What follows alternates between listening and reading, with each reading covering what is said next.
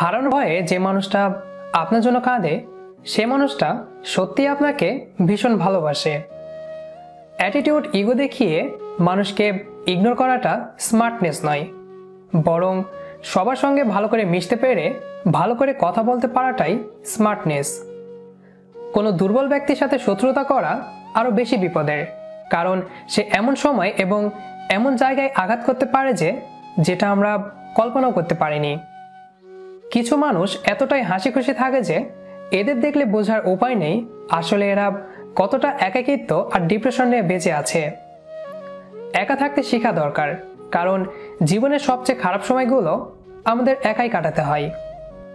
একটা সত্য কথা কি জানো, পুরো পৃথিবী তোমার বিপক্ষে গেলেও যে ব্যক্তিটি সবসময় তোমার পক্ষে থাকবে সেটা হলো তোমার মা।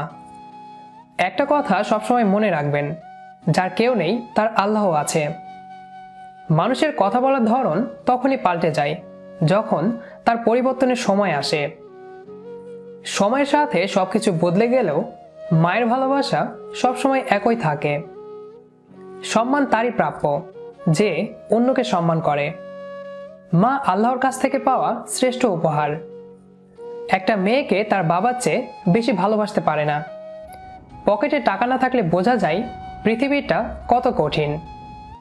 মা বাবাকে কষ্ট দিও না, হারিয়ে গেলে মা বাবার মতো কাউকে খুঁজে পাবে না।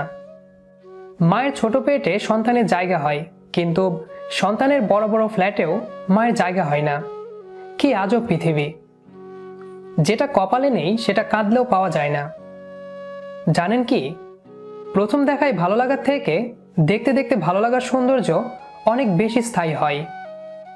কারো বিপদ দেখে আনন্দিত হয় না, আগামীকাল তুমি কি অবস্থায় থাকবে তা তোমার জানা নেই।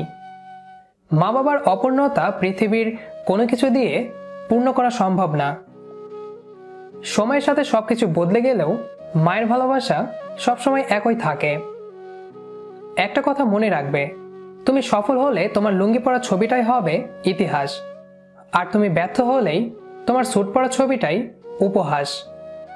সময় যেমনই হোক না কেন, এক সময় সেটা বদলে যায়, কিন্তু মুখের কথা আর সম্পর্ক সবসময় মনে থেকে যায়।